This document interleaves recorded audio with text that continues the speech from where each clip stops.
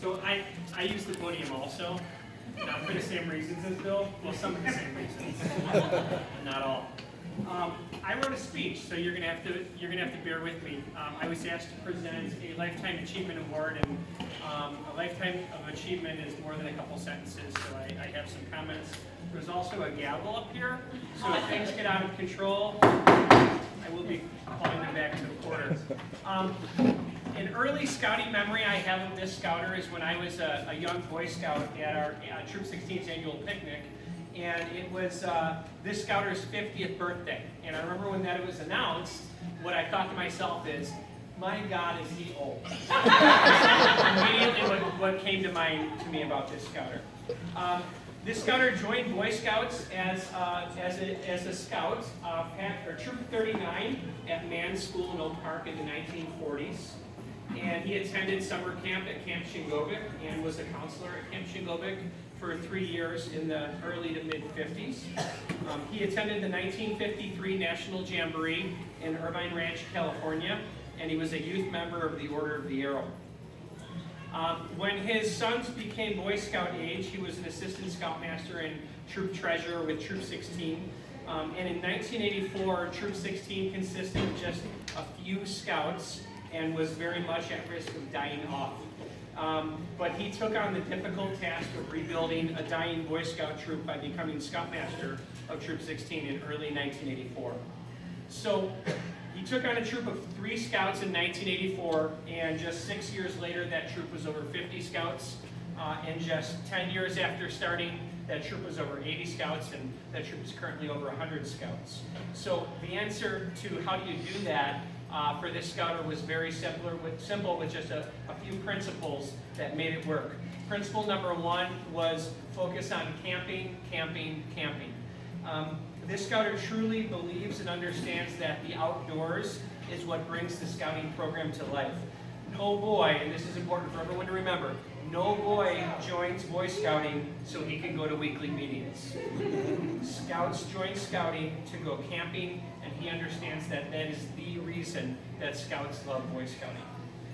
The second simple principle for him was let the boys lead themselves. He very much was always a hands-off Scoutmaster, not hands-off in an unaware or uninvolved way, but hands-off in a way that gave a message to the Scouts, this is your troop, you make it happen, I'm here to help when you need the help. His third simple principle is focus on the important details. Not in a micromanaging way, but in understanding that certain details were very important to a troop's life, and he has always held those details very close to himself as a responsibility. Finances and fundraising are 2 of those key details that he understands very well. He's meticulous with record keeping that helped our troop build a treasury, which allowed us to buy equipment, attend high adventure trips, and provide financial support and stability to help us troop be successful. He took the concept of a wreath sales fundraiser, and because of his meticulousness and his focus on details and his methods, that fundraiser has grown into our troop's flagship event. And because of that, our wreath sale allows us to focus on our program and not worry about fundraising and financing throughout the year other than that one event. And his final detail that he understood was take care of the equipment. He knows that the troop's equipment is valuable, both financially and in terms of the outdoor program. He knows that the troop needs to have good working equipment to be able to camp regularly.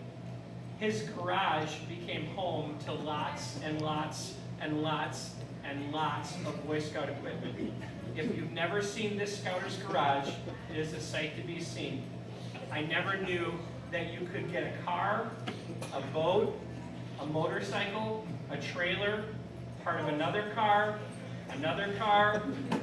more sleeping bags and coolers than any individual could ever need or want.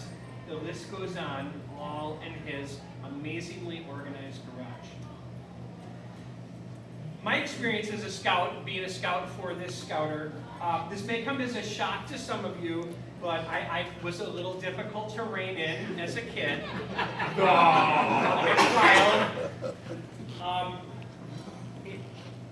When we burnt down the national park property, or the time that we burned down that state park property, or even that time that we burnt down that Boy Scout property. Never in all my years of misbehavior do I ever recall him losing his cool, getting angry, using foul language. There were times that he stepped in to put the hammer down, if you will, but he always did it in a collected and appropriate manner. And then as the years progressed, he also recognized another important solution to a growing troop, which is attracting and retaining adult leaders. He was excellent and is excellent at letting others find their place in our troop. He very easily allows adults to volunteer and take on different roles. Sometimes he keeps them on a very short leash, like duplicating all their records that they do for a decade. But he's always willing to let others join in. And because of his leadership, we've been blessed with dozens of great and effective adult volunteers during and after his tenure as Scoutmaster.